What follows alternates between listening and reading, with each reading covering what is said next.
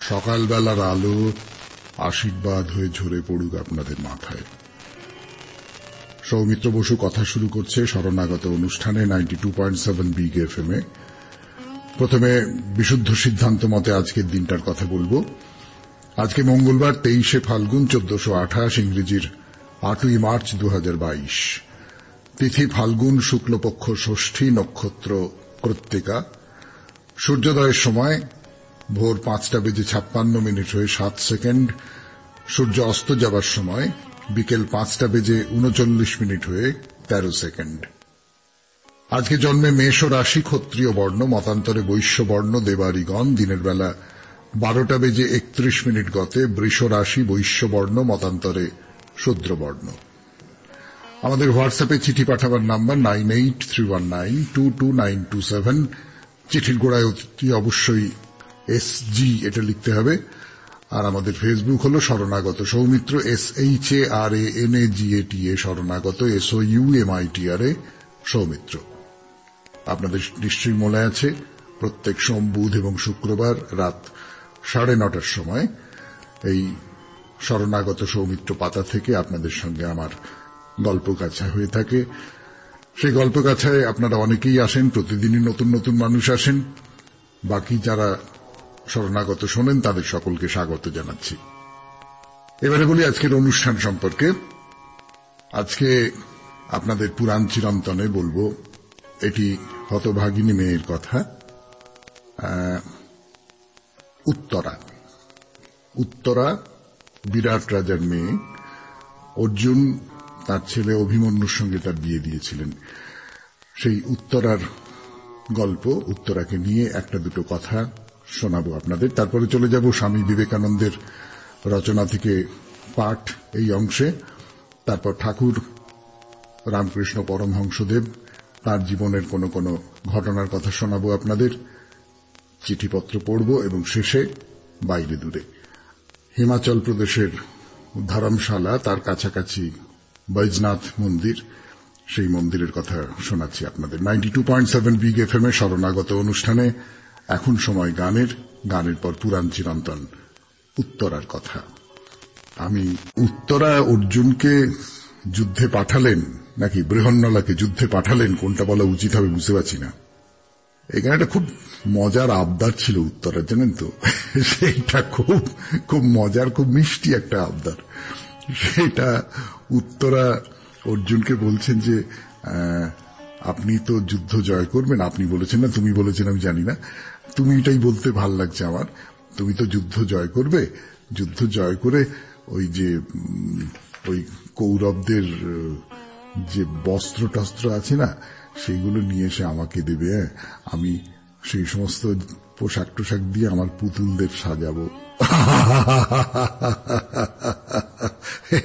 মহাভারতকার এইটা যখন লিখছিলেন বা রচনা করছিলেন তখন কিরকম মুচকি মুচকি হাসছিলেন সেটা আমি মনে মনে বেশ কল্পনা করতে পারি। তো অর্জুন এবং উত্তরার সম্পর্কের আর একটা দিক নিয়ে একটা কথা বলি আপনাদের। অজ্ঞাতবাস তো শেষ হয়ে গেল।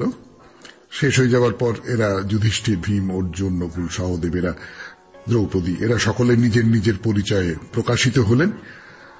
তখন বিরাট রাজা বললেন যে অর্জুন, আমি চাই উত্তরার পানি গ্রহণ আপনি করুন। আপনি এত বড় বীর, আপনাকে যদি আমি আমার জামাতা হিসেবে পাই তাহলে আমার মন ভরে যাবে। অর্জুনের যে খুব কেবলমাত্র দ্রৌপদীর প্রতি অর্জুন অনুরক্ত ছিলেন এমনটা নয়, অর্জুনের আরো নানান সম্পর্ক তৈরি হয়েছিল নানান নারীর সঙ্গে, সেসব আপনারা সকলেই খুব জানেন, সেই সমস্ত গল্প তো অজানা কারোর কিছু নয়। কিন্তু অর্জুন উত্তরাকে গ্রহণ করলেন না, করলেন, কিন্তু অর্জুন বললেন যে দেখুন মহারাজ, গত 1 বছর ধরে উত্তরা আর আমি একসঙ্গে বাস করেছি।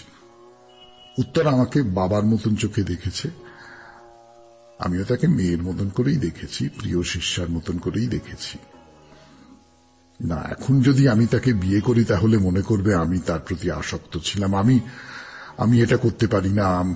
আমার আর উত্তরা দুজনের চরিত্র নিয়েই লোকে প্রশ্ন তুলবে। আপনি বরং আমার ছেলে অভিমন্যু, তার সঙ্গে উত্তরার বিয়ের ব্যবস্থা করুন, আমি খুব খুশি হব, আমার খুব ভালো লাগবে। তা অভিমন্যুর সঙ্গে উত্তরার শেষ পর্যন্ত বিয়ে হয়েছিল, এবং অভিমন্যুর ভাগ্যে কি ঘটেছিল সেটা আপনারা সকলে জানেন। অভিমন্যুকে দলবল বেঁধে হত্যা করা হয়েছিল। কিন্তু অর্জুনের সঙ্গে উত্তরার এই যে গুরু শিষ্যার সম্পর্ক, মিষ্টি একটা সম্পর্ক, ভালোবাসার একটা সম্পর্ক, আবদারের একটা সম্পর্ক, এই সম্পর্কটা আমার নিজের মনে হয় মহাভারতের একটা সম্পদ হয়ে আছে। শুনলেন পুরাণ চিরন্তন 92.7 বিগ এফএম এ শরণাগত অনুষ্ঠানে। এবার স্বামী বিবেকানন্দের রচনা থেকে পাঠ করে শোনাবো আমি গানের পর। বিবেকানন্দের রচনা থেকে পাঠ করে শোনাচ্ছি আপনাদের আমি সৌমিত্র বসু। 92.7 বিগ এফএম এ শুনছেন শরণাগত। কবি বলেন, পিছনে হিরণ্ময় জলদ জাল লইয়া আমরা জগতে প্রবেশ করি। কিন্তু সত্য কথা বলিতে গেলে আমরা সকলেই এরূপ মহিমামণ্ডিত হইয়া সংসারে প্রবেশ করি না। আমাদের অনেকেই কুজ্ঝটিকার কালিমা লইয়া জগতে প্রবেশ করে, ইহাতে কোনো সন্দেহ নাই। আমরা সকলেই যেন যুদ্ধক্ষেত্রে যুদ্ধের জন্য প্রেরিত হইয়াছি। কাঁদিয়া আমাদিগকে এই জগতে প্রবেশ করিতে হইবে, যথাসাধ্য চেষ্টা করিয়া এই অনন্ত জীবন সমুদ্রের মধ্যে পথ করিয়া লইতে হইবে। সম্মুখে আমরা অগ্রসর হই, পিছনে অনন্ত যুগ পড়িয়া রহিয়াছে, সম্মুখেও অনন্ত। এই রূপেই আমরা চলিতে থাকি।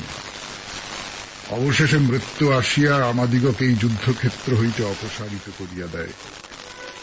জয়ী হইলাম না পরাজিত হইলাম তাহাও আমরা জানি না। ইহাই মায়া।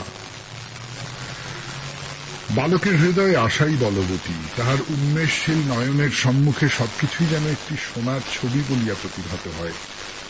সেভাবে সকলের উপর আমার ইচ্ছাই চলিবে। কিন্তু যেই সে অগ্রসর হয়, অমনি প্রতি পদক্ষেপে প্রকৃতি বজ্রদৃঢ় প্রাচীরের মতো দাঁড়ায় এবং তাহার ভবিষ্যৎ গতি রোধ করে। বারবার এই প্রাচীর ভাঙিবার উদ্দেশ্যে সে বেগে তদুপরি পতিত হইতে পারে। সারা জীবন যতই সে অগ্রসর হয়, ততই তাহার আদর্শ যেন তাহার সম্মুখ হইতে সরিয়া যায়। শেষে মৃত্যু আসে, তখন হয়তো নিস্তার। ইহাই মায়া। বৈজ্ঞানিক উঠিলেন, তাহার জ্ঞানের পিপাসা। এমন কিছুই নাই যাহা তিনি ত্যাগ করিতে না পারেন। কোন সংগ্রামী তাহাকে নিরুৎসাহ করিতে পারে না। তিনি ক্রমাগত অগ্রসর হইয়া একটির পর একটি প্রকৃতির গোপন তত্ত্ব আবিষ্কার করিতেছেন। প্রকৃতির অন্তঃস্থল হইতে আভ্যন্তরীণ গূঢ় রহস্য সকল উদ্ঘাটন করিতেছেন। কিন্তু কেন? এসব করিবার উদ্দেশ্য কি? আমরা এই বৈজ্ঞানিকের গৌরব করিব কেন? কেন তিনি যশলাভ করিবেন? মানুষ যাহা করিতে পারে, প্রকৃতি কি তাহা অনন্ত গুণে অধিক করিতে পারে না? তাহা হইলেও প্রকৃতি জড়, অচেতন। অচেতন জড়ের অনুকরণের গৌরব কি? বজ্র যত বিরাট হোক, প্রকৃতি উহাকে যে কোনো দূর দেশে নিক্ষেপ করিতে পারে। যদি কোনো মানুষ তাহার তুলনায় সামান্য এতটুকু করিতে পারে, তবে আমরা তাহাকে একেবারে আকাশে তুলিয়া দিই। কিন্তু ইহার কারণ কি? প্রকৃতির অনুকরণ, মৃত্যুর অনুকরণ, জড়ের অনুকরণ, অচেতনের অনুকরণের জন্য কেন তাহার প্রশংসা করিব? মহাকর্ষ শক্তি অতি বৃহত্তম পদার্থকে পর্যন্ত টানিয়া আনিয়া টুকরা টুকরা করিয়া ফেলিতে পারে, তথাপি উহা জড় শক্তি। জড়ের অনুকরণে কি গৌরব? তথাপি আমরা সারা জীবন কেবল উহার জন্যই চেষ্টা করিতেছি। ইহাই মায়া। কি চমৎকার করে মায়া কাকে বলে লিখেছেন, অসাধারণ লেখা। 92.7 বিগ এফএম এ শরণাগত অনুষ্ঠানে শুনলাম স্বামী বিবেকানন্দের কথা। এরপর ঠাকুর রামকৃষ্ণ পরমহংসদেবের কথা বলবার জন্য ফিরে আসছি আমি, আপনাদের সৌমিত্র বসু। আপাতত গান। শরণাগত 92.7 বিগ এফএম এ আমি আপনাদের সৌমিত্র বসু শুরু করছি ঠাকুর শ্রীরামকৃষ্ণ পরমহংসদেবের কথা। বাবুরামের কথা বলছিলাম আপনাদের। বাবুরাম শ্রী রাধিকার মতন তার হাবভাব, বা শ্রী রাধিকার সখীর মতন তার হাবভাব। ঠাকুর রামকৃষ্ণ তাকে দেখেই বলেছিলেন যে এ অতি সুলক্ষণ যুক্ত বালক, একেবারেই বাচ্চা ছেলে। তো সেই সব কথা তো বলা হয়েছিল। এবারে বাবুরাম তার মা মাতঙ্গিনী দেবী তাকে নিয়ে দক্ষিণেশ্বরে গেছেন ঠাকুরের কাছে। তো ঠাকুর মাতঙ্গিনী দেবীকে বলছেন যে তোমার এই ছেলেটিকে আমায় দেবে। আচ্ছা, সাধারণভাবে কি হওয়ার কথা, আপনার আমার ছেলে সন্তান, তাকে যদি কোনো সাধু, খুব বড় সাধু হতে পারে, খুবই বড়, তাকে আমরা সবাই ভক্তি শ্রদ্ধা করি, এইরকম সাধুও হতে পারে, কিন্তু তিনি যদি আমার সন্তানকে চান, তাহলে আমি তার উত্তরে কি বলতে পারি? আমার ধারণা 99% মানুষ রাজি হবেন না, গাঁইগুঁই করবেন, এড়িয়ে যাওয়ার চেষ্টা করবেন, ইত্যাদি ইত্যাদি করবেন, ভয় পাবেন। কিন্তু মাতঙ্গিনী দেবী আশ্চর্যজনকভাবে তক্ষুনি খুব উৎসাহের সঙ্গে রাজি হয়ে গেলেন, বাবুরামকে দিয়ে দিলেন ঠাকুরের কাছে। তার ভক্তিটা বুঝতে পারা যায় এর সূত্র ধরে, তাই না? তো বাবুরামের দেহ লক্ষণ পরীক্ষা করে ঠাকুর তো আবার বসলেন, তার যে ছোট খাটটা ছিল। এ কথা হচ্ছে, ও কথা হচ্ছে, নানান রকম কথাবার্তা হচ্ছে। হঠাৎ বলে উঠলেন যে হ্যাঁ গো, তোমরা নরেনের খবর কেউ জানো? হ্যাঁ, সে কেমন আছে? একজন রামদয়াল বলে একজন, তিনি বললেন যে ভালো আছে, এখানে অনেকদিন আসে না, তাকে দেখতে বড্ড ইচ্ছে করছে। কেন আসে না বলো তো? একদিন আসতে বলো না। নরেনকে ছাড়া ঠাকুর থাকতে পারছেন না। তো বাবুরাম সেখানে বসে আছে। তো রাত হয়ে গেছে। তখন ঠাকুর বললেন যে না না, আর কথা নয়, খেয়ে নাও সকলে, যাও শুয়ে পড়ো, শুয়ে পড়ো, যাও। সত্যি সত্যি তখন রাত 10টা বেজে গেছে। সবাই মিলে এবার খেয়ে দিয়ে শুয়ে পড়বেন। তো ওই রামদয়ালের কথা বলছিলাম, সেই রামদয়াল আর বাবুরাম বারান্দায় শুয়েছেন, আর রাখাল ঠাকুরের সঙ্গে এক ঘরে শুয়েছেন। 92.7 বিগ এফএম এ শরণাগত অনুষ্ঠানে আপনাদের সৌমিত্র বসু এই গল্পের বাকি অংশটা বলবার জন্য ফিরে আসছে গানের পর। ফিরে এলাম গানের পর 92.7 বিগ এফএম এ শরণাগত অনুষ্ঠানে। তো ওই রামদয়ালের কথা বলছিলাম, সেই রামদয়াল আর বাবুরাম বারান্দায় শুয়েছেন, আর রাখাল ঠাকুরের সঙ্গে এক ঘরে শুয়েছেন। বাবুরাম শুয়ে আছে, শুয়ে শুয়ে ভাবছেন, এমনটা তো কল্পনা করেননি তিনি। ঠাকুর রামকৃষ্ণ পরমহংসদেবের এতখানি নিকটে আসতে পারবেন, মা তাকে ঠাকুরের পায়ে অর্পণ করে দেবেন, এমন কথাটা তো তিনি ভাবেননি। শুয়ে শুয়ে এই সমস্ত ভাবছেন।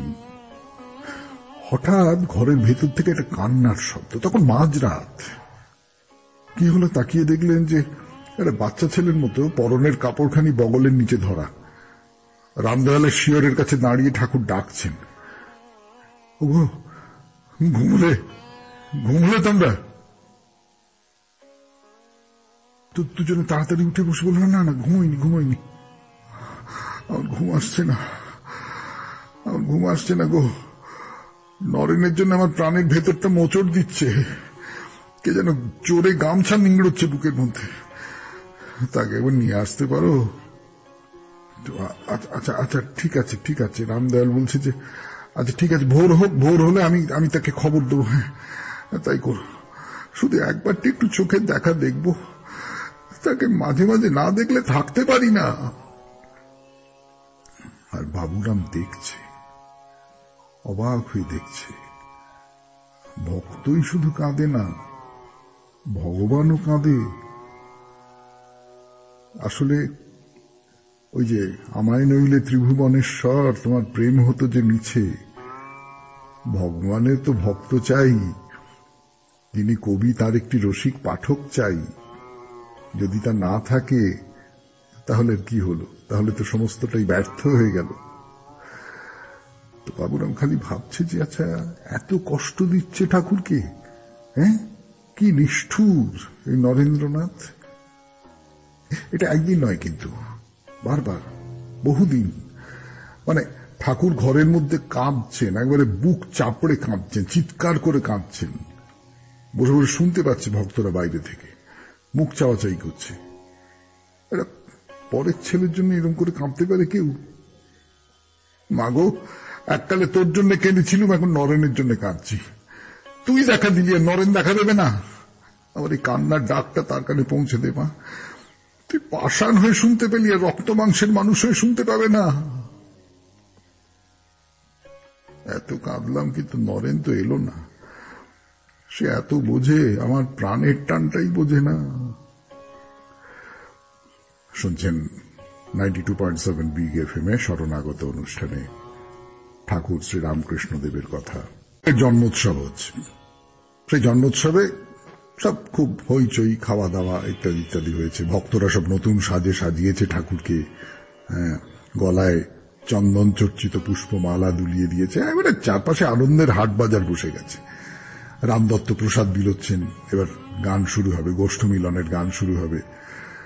ঠাকুর খুব হাসছেন, মজা করছেন, সবটাই করছেন, কিন্তু মাঝে মাঝে কিরম গম্ভীর হয়ে যাচ্ছেন। বলছেন, নরেন এখনো এলো না, নরেন। তো সেই সময়কার খুব নামকরা কীর্তনিয়া নরোত্তম, সে কীর্তন গাইছে। মাঝে মাঝে ঠাকুর আখর দিচ্ছেন, আবার মাঝে মাঝে বলছেন যে নরেন কোথায়, নরেন তো এখনো এলো না। নরেন ছাড়া সমস্তটা বিস্বাদ। এরকম করে বেশ খানিকক্ষণ হয়ে গেছে। উন্মনা ভাবে ঠাকুর তন্ময় হয়েছিলেন। হঠাৎ কে তাকে একটা প্রণাম করল। চোখ খুলে দেখলেন নরেন। নরেন, আয় আয় আয় আয় আয়, বস বস। এইরকম করে কষ্ট দিতে হয়? এতদিন কোথায় ছিলি? সব দুঃখ, সব বিষাদ, সব কান্না, সমস্ত কিছু একেবারে দূরে চলে গেল। ঠাকুর খাচ্ছেন, ভক্তরা তাকে ঘিরে রয়েছে। হঠাৎ দু চার গ্লাস খেয়েই বললেন, আমি নরেনের গান শুনবো। না, নরেনের গান শুনতে শুনতে খাবো। নরেন গান ধরলেন। নিবিড় আধারে মাতর চমকে অরূপ রাশি, তাই যোগী ধ্যান ধরে হয়ে গিরি গুহাবাসী। অভয় চরণ তলে প্রেমের বিজলি খেলে, চিন্ময় মুখমণ্ডলে শোভে অট্টহাসি। শুনলেন ঠাকুর শ্রীরামকৃষ্ণ পরমহংসদেবের কথা। এরপর আপনাদের চিঠি পড়ব 92.7 বিগ এফএম এ। শুনছেন শরণাগত। চিঠি পড়তে বসেছি 92.7 বিগ এফএম এ শরণাগত অনুষ্ঠানে। এবারে চিঠিটি লিখেছেন স্বপ্না পাল। পড়ি চিঠি। সময়টা 80-র দশক। যেহেতু তখন খুব ছোট ছিলাম, তাই সঠিক সালটা মনে নেই। সম্ভবত 1981-82 হবে। আমার বাবার এক বন্ধু, নাম সুরেশ মণ্ডল, বহরমপুর থেকে কলকাতায় এসেছিলেন অফিসের কাজে। ফেরার সময় ধর্মতলা থেকে নর্থ বেঙ্গলগামী বাসে উঠেছেন বহরমপুর ফিরবেন বলে। বাড়ির সবাই জানে উনি বাসে করে ফিরছেন। সেই বাস NH-34 ধরে আসে। পথে মুর্শিদাবাদের ভাবতা স্টেশনের কাছে NH-34 এর উপরেই লেভেল ক্রসিং আছে। কিন্তু সেদিন কিছু একটা সমস্যা হওয়ায় যেই বাসটা রেল লাইনের উপর উঠেছে, সাথে সাথে সিগন্যাল আসায় লেভেল ক্রসিং পড়ে দুদিকের রাস্তা আটকে গেছে। বাস সামনেও যেতে পারছে না, আবার পিছনেও ফিরতে পারছে না। বাস রেল লাইনের উপর। এদিকে দ্রুত গতিতে ট্রেন এগিয়ে চলে এসেছে। ট্রেনের গতি ধীরে করবার চেষ্টা ব্যর্থ করে দিয়ে সেদিন বাসটাকে সজোরে ধাক্কা দিয়ে ট্রেন বেরিয়ে গেছে। সেদিন অনেকগুলো তরতাজা প্রাণ বলি হয়েছিল। মানুষের কান্নার রোল আর হাহাকারে জায়গাটা ভরে গিয়েছিল। আজও বাসে করে ওই রাস্তায় লাইনের ওপর বাস যখন ওঠে, তখন আপন মনেই শিউরে উঠি। একটা ভুলের মাসুল দিতে সেদিন অনেকগুলো প্রাণ চলে গিয়েছিল। তখন আমাদের টিভি ছিল না, কিন্তু রেডিওর খবরে ও খবরের কাগজের শিরোনামে উঠে এসেছিল এই খবর। এদিকে আমার বাবার সেই বন্ধুর বাড়িতে কান্নার রোল পড়ে গেছে, পাড়া থমথমে। সেই বাসেই তিনি আসছেন, সবাই জানে। এখন তিনি আর নেই। এরপর সেই জেঠু অনেক রাতে বাড়ি এসে ছেলেকে ডাকছে দরজা খোলার জন্য। সকলে থমথমে মুখে দরজা খুলে ভূত দেখার মতো চমকে উঠেছে। এ কি করে সম্ভব? তখন জেঠু বললেন, বাসে যেতে যেতে কি যেন মনে হলো আমি বাস থেকে নেমে গেলাম। ভাবলাম কিছু খেয়ে দেয়নি, তারপর অন্য বাস ধরে চলে এলাম। আমার সেই জেঠুর বাড়িতে কালী মন্দির আছে এবং নিয়মিত পূজা হয়। আমি অনেকবার পূজা দেখেছি। জেঠু জেঠিমার পুজোর সময় ভর উঠত, তখন খুব বিশ্বাস করতাম, এখন বিশ্বাস করি না। জেঠুর ফিরে আসা উপলক্ষে একটি বিশেষ কালী পুজো হয়। তাতে জেঠিমার ভরে একটা কথাই বারবার বলছিলেন, আমি আগেই জানতাম, তাই তোকে আগেই নামিয়ে নিয়েছিলাম। এর কোনো বৈজ্ঞানিক যুক্তি আছে কি?